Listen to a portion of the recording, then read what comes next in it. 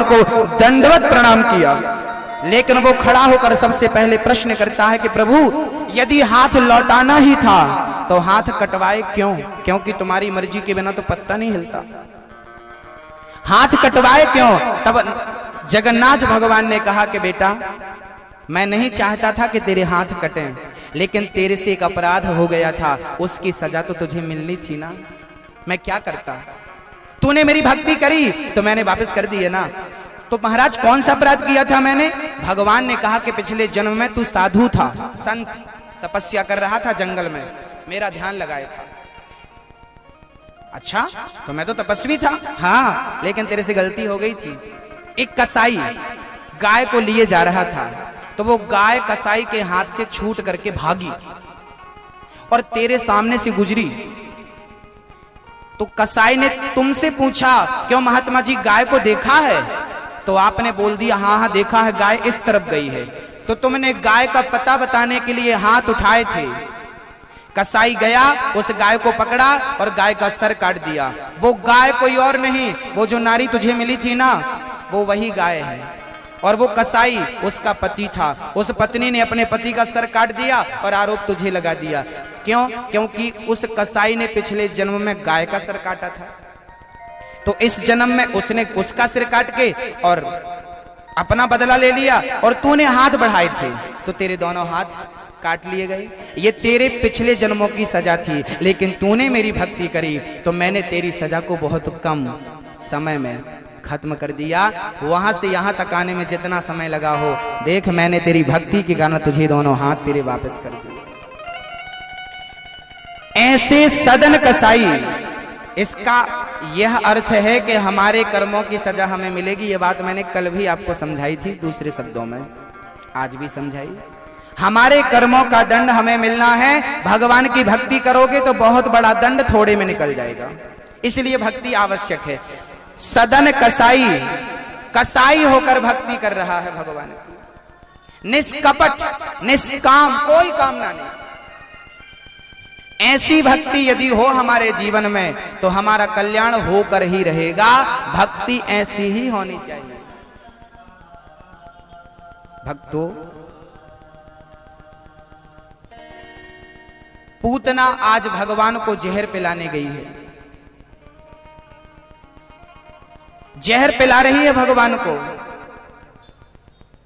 कहना यही है कि गंगा जी में शीशी पड़ी है, पर वो अंदर जो है ना, वो ढक्कन खुल जाए तो एकीकरण हो जाए। हमारे भी अज्ञान का ढक्कन खुल जाए तो सब आत्मा परमात्मा मिल जाए, एक हो जाए।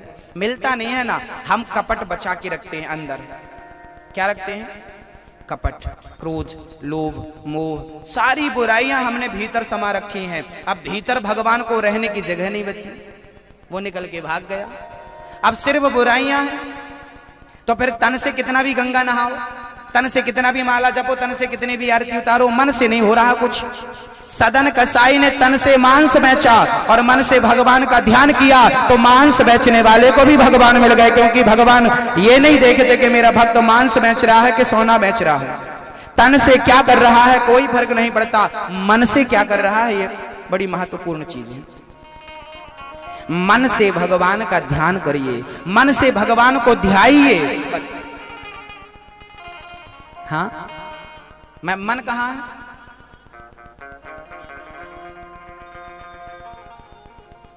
बोलो राधे राधे।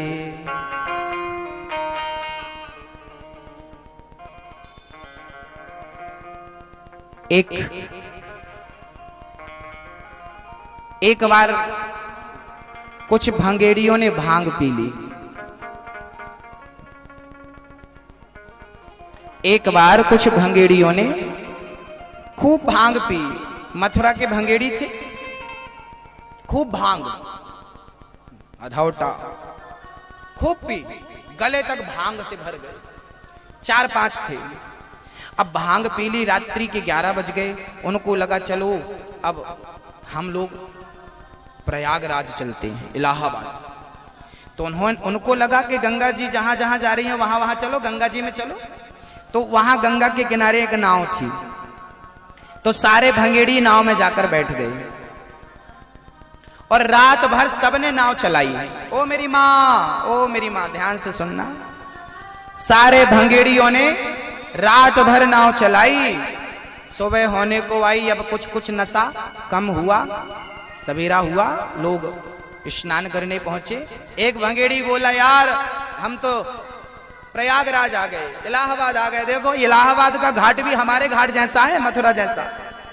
नहाने वाले हंसने लगे, भाई तुम मथुरा में ही हो, ये मथुरा है, ये इलाहाबाद नहीं है। भंगेड़ी बोले, यार रात भर हम लोगों ने नाव चलाई, नाव तो हमने रात भर चलाई है, अब तक तो पहुंच जाना चाहिए था, पर हम तो मथुरा के मथुरा ही में। क्यों? अरे बोले, तुम नाव तो चला रहे थे पर नाव खूंटे से बंधी थी। वो बंधी है नाव खूंटे से, खोला नहीं, और बंधी नाव को रात भर चलाया। तो बंधी नाव को कोई रात भर चलाए तो कहीं पहुंचेगा? नहीं पहुंचेगा। जैसे वो नाव खूंटे से बंधी थी, ऐसे आपका मन भी पत्नी में, पति में, पुत्र में, परिवार में, धन में बंधा हुआ है। और जब मन यहाँ बंधा हुआ है तो कितनी भी मेहनत कर लो, भगवान तक नैया कैसे पहुंचेगी?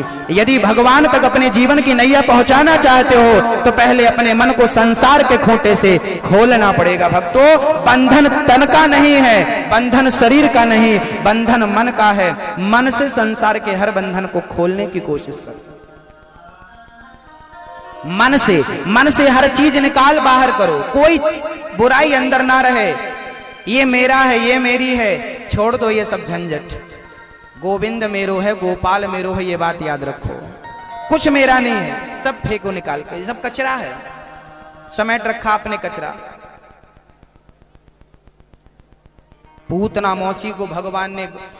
पूतना मौसी ने कृष्ण को गोद में ले लिया, भगवान को स्तनपान कराने लगी पूतना। भगवान ने स्तन पीते हुए पूतना के अंदर जो दूध था दूध पी लिया, अब जहर था जहर पी लिया, अब दूध खत्म जहर खत्म। भगवान बोले चलो प्राण भी लगे हाथ पी लेते हैं। भगवान ने पूतना के प्राण पीना शुरू कर दिया। पूतना चिल्लाई, बालक छोड़ दो छोड़ दो छोड़ दो। भगवान बोले देख मौसी जी, हम एक बार जिसे पकड़ते हैं हम तो जल्दी पकड़ते नहीं हैं, और पकड़ लेते हैं तो फिर कभी छोड़ते नहीं है, ये हमारा स्वभाव है। पूतना मौसी भगवान को लेकर भागी। भगवान ने पूतना के प्राणों का पान किया, पूतना धड़ाम से गिरी। पूतना का गोविंदाय नमो नमः। यशोदा दौड़ी दौड़ी आई, राम राम या को सत्यानाश है जाए, हमारे छोरा को लेके भाग गई। उठाया भगवान को ले जाके गैया की पूंछ से नजर उतारा। नंद बाबा वहां से कर चुका करके लौट रहे थे। वसुदेव जी ने कहा यहाँ क्या कर रहे हो, आपके बच्चे को खतरा है। चल पड़े श्री वसुदेव जी महाराज। जब मौसी जी मरी ना तो पूतना का शरीर इतना विशाल था कि एक हाथ यमुना के उस पार गिरा। नंद बाबा उसके हाथ को ही पुल समझ करके पार हो गए। बाद में पता चला मौसी जी सो रही हैं, तब उनके शरीर को काट काट के चिता में रखा और आग लगाई। पूतना के शरीर में जब आग लगी तो पूतना के शरीर से सुगंध निकल पड़ी। इतना बढ़िया शरीर था पूतना का। परीक्षित ने कहा प्रभु ये तो राक्षसी थी, इसके शरीर से तो दुर्गंध निकलना चाहिए, तो सुगंध क्यों निकल पड़ी? तब सुखदेव जी ने कहा कि देखो लोहा तब तक रहता है जब तक पारस पत्थर ना मिल जाए। यदि पारस पत्थर लोहे पर स्पर्श कर दिया जाए तो लोहा क्या बन जाता है? सोना बन जाता है। बोले पूतना तो लोहे की तरह थी, लेकिन परमात्मा रूपी पारस का स्पर्श करके सारे पापों से मुक्त होकर के पुण्यात्मा हो चुकी थी, और भगवान ने उसको तार दिया था। जो गति माँ यशोदा और कौशल्या को होनी थी वो गति आज भगवान ने मौसी की। इतना दयालु कौन होगा बताइए? न जाने कौन से गुण पर दयानिधि रीझ जाते हैं, यही सदग्रंथ कहते हैं, यही हरिभक्त गाते हैं। अहो बकेयम स्तनकालकोटम जिघांसयापा ययदाप्यसाध्वी लेभे गतिम धातृचितां ततोऽन्यं कंबा दयालुं शरणं व्रजेमा। बड़े आश्चर्य की बात है, पूतना मारने आई, भगवान ने उसे तार दिया। बताइए, इतने दयालु भगवान मारने वाली को तार देते हैं। मैया जी बताइए भगवान दयालु हैं कि नहीं हैं? कौन कौन इस बात को मानता है कि भगवान दयालु है? जो भगवान को दयालु मानता है वो हाथ उठा सकता है। आप पर कभी भगवान ने कोई दया करी? हम हाथ तो ऐसे उठा रहे हैं जैसे भगवान की दयालुता के बारे में सब कुछ जानते हैं। चलिए ये बताइए कि भगवान ने आप पर कौन सी दया करी? आप पर दया करके भगवान ने आपको क्या दिया? क्योंकि हमें पता होना चाहिए ना, हमें किसी ने कुछ दिया है तो हमें उसके बारे में पता होना चाहिए, तब तो हम उसके ऋणी बनेंगे ना, तब तो उसके प्रति हमारा भाव जागेगा कि भाई इन्होंने हमारी मदद की। बताइए भगवान दयालु हैं तो आपको क्या दिया दया करके? हाँ, क्या क्या दिया? क्या दिया? क्या दिया? ओ मेरी माँ, क्या दिया? बड़े भाग्य मानुष तन पावा, सुर दुर्लभ सदग्रंथन गावा। फिरत सदा माया कर प्रेरा, काल कर्म स्वभाव गुण घेरा।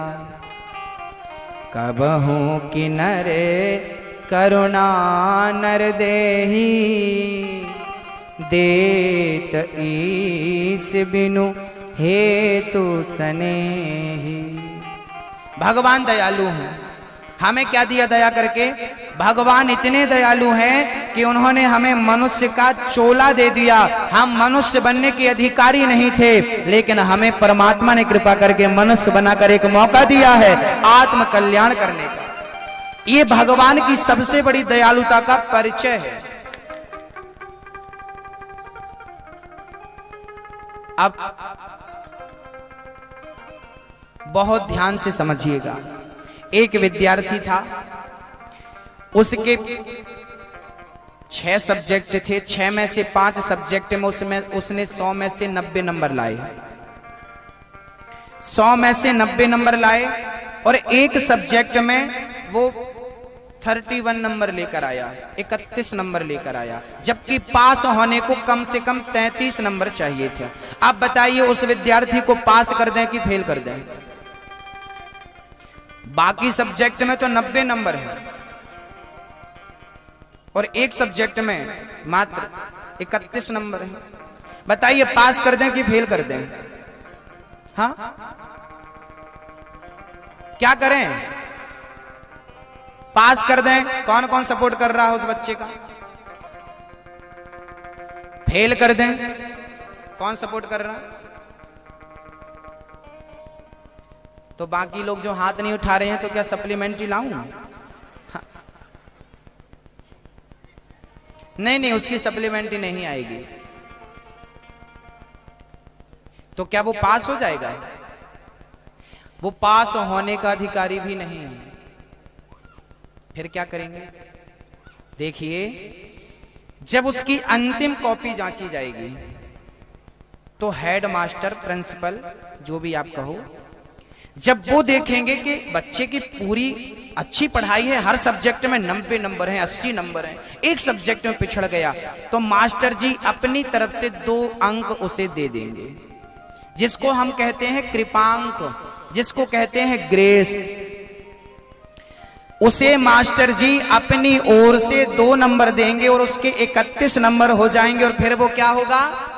वो पास होने का अधिकारी नहीं था, लेकिन मास्टर जी की कृपा से पास हो गया। ऐसे ही हम मनुष्य बनने के अधिकारी नहीं थे, भगवान ने कृपा की और हमें मनुष्य का चोला दे दिया। ये ईश्वर की हम पर सबसे बड़ी कृपा। चाहते तो कुत्ता बिल्ली पशु पक्षी बना देते, लेकिन भगवान ने मनुष्य का चोला देकर हमारे ऊपर बहुत बड़ा एहसान किया है। लेकिन हम अभागे हैं जो मनुष्य का चोला पाकर भी आपस में लड़ करके समय बर्बाद करते हैं, लड़ते हैं, झगड़ते हैं, क्या क्या नहीं करते, भोगों में मन लगा लेते हैं। भक्तों, भगवान श्री कृष्ण ने पूतना को मारा, भगवान ने उसकी सदगति कर दी। ये भगवान की कृपालुता का, दयालुता का सबसे बड़ा परिचय है। भगवान ने एक दिव्य लीला रची। पूतना को मारने के पश्चात एक दिन भगवान श्री कृष्ण को मिलने भगवान शंकर जी आए। शंकर जी उनको दर्शन करने के लिए आए। मैया एक बार लाल को दर्शन कराए दे। मैया बोली, बाबा तेरी शकल बड़ी गंदी है, हमारा छोरा देखेगो तो डर जावेगो बाबा, या मैं दर्शन ना कराए सकूंगी, तेरी शकल इतनी भयंकर है बाबा, तेरे इतने बड़े बड़े सांप हमारे छोरा देखेगो तो बिस्तर से ना उठोगो बाबा, मैं दर्शन ना करा सकूंगी। मैया मना कर रही है और शंकर जी कह रहे हैं, मैया कह रही है जो मांगे सोई ले ले बाबा, साधन साज जुटाऊं, जो मांगे सोई ले ले बाबा, साधन साज जुटाऊं। अरे तेरो रूप देख डरवे गो बालक नाय दिखाऊं, तेरो रूप देख डरवे गो मैं बालक नाय दिखाऊं। मेरो छोटो सो है ललना, सोबे पलना, मेरो छोटो सो है ललना, सोबे पलना। जुग जुग जीवेरी यशोदा मैया तेरो ललना, जुग जुग जीवेरी यशोदा मैया तेरो ललना। ओ तेरो ललना रे मैया तेरो ललना, तेरो ललना रे मैया तेरो ललना, तेरो ललना रे मैया तेरो ललना, तेरो ललना रे मैया तेरो ललना। जुग जुग जुग जुग जुग जुग जीवेरी यशोदा मैया तेरो ललना, जुग जुग जीवेरी यशोदा मैया तेरो ललना।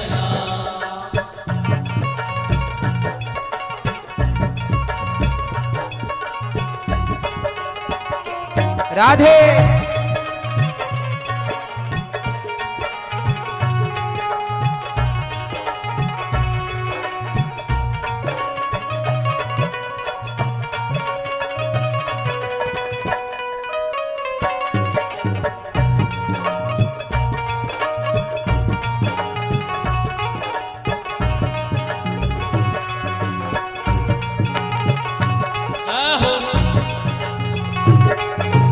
आशा लेकर बड़ी दूर से दर्शन करवे आयो, आशा लेकर बड़ी दूर से दर्शन करवे आयो।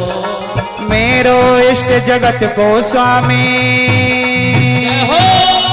मेरो इष्ट जगत को स्वामी सोतन गोद खिलायो, मेरो इष्ट जगत को स्वामी सोतन गोद खिलायो।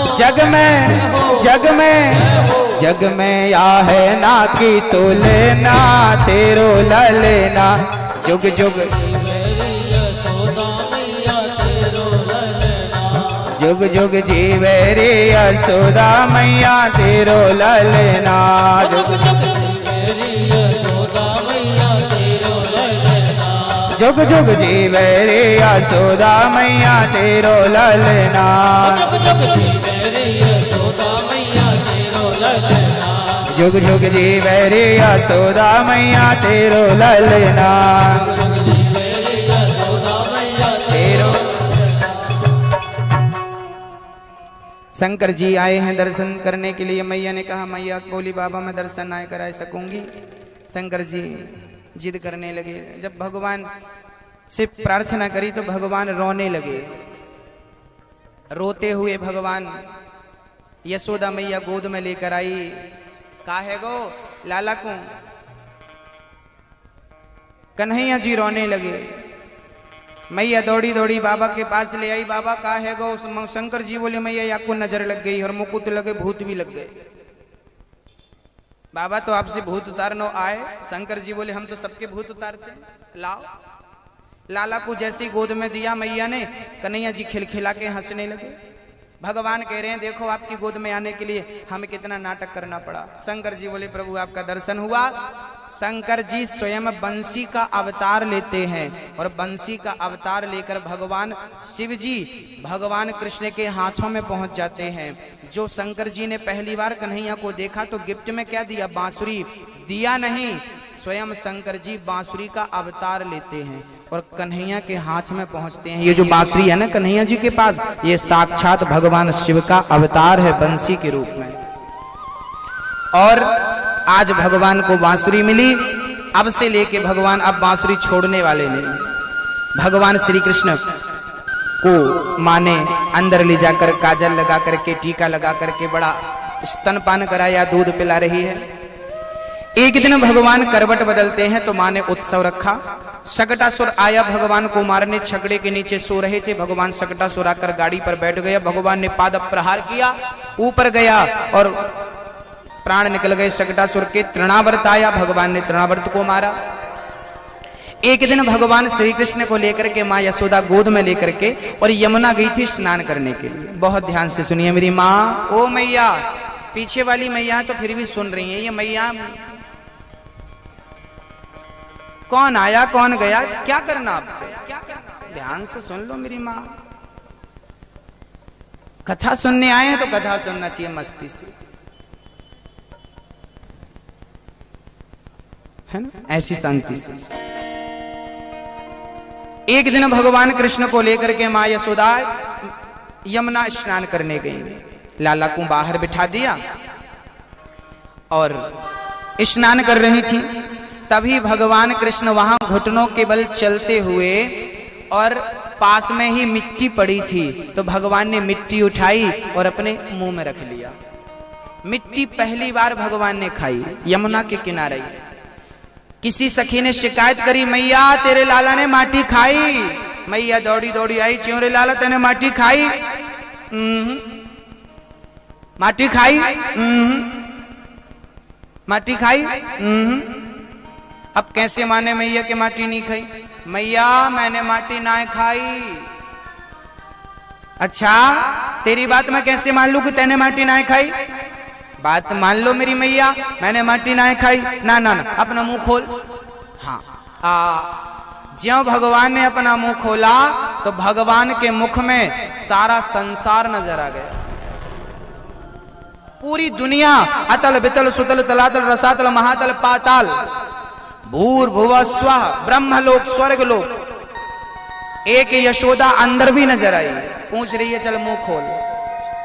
शिवलोक नजर आया, ब्रह्मलोक नजर आया, पृथ्वी नजर आई, यमुना नजर आई, समुद्र नजर आया, सूर्य और चंद्रमा तो नजर आए ही आए, ऐसी हजारों करोड़ों पृथ्वियां नजर आ गई। मैया तो देख भी लगी, राम राम मेरो छोरा तो साक्षात भगवान है। जय हो जगदीश्वर, जय हो जगन्नाथ, जय हो प्रभु, जय हो जगताधार। मैया तो प्रणाम करने लगी चरणों में गिर के, मेरो छोरा तो भगवान है। तभी भगवान ने अपना मुंह बंद कर लियो। मैया का है गो? ओ लाला मैंने तेरे मुंह में संसार देखा, तू तो भगवान है।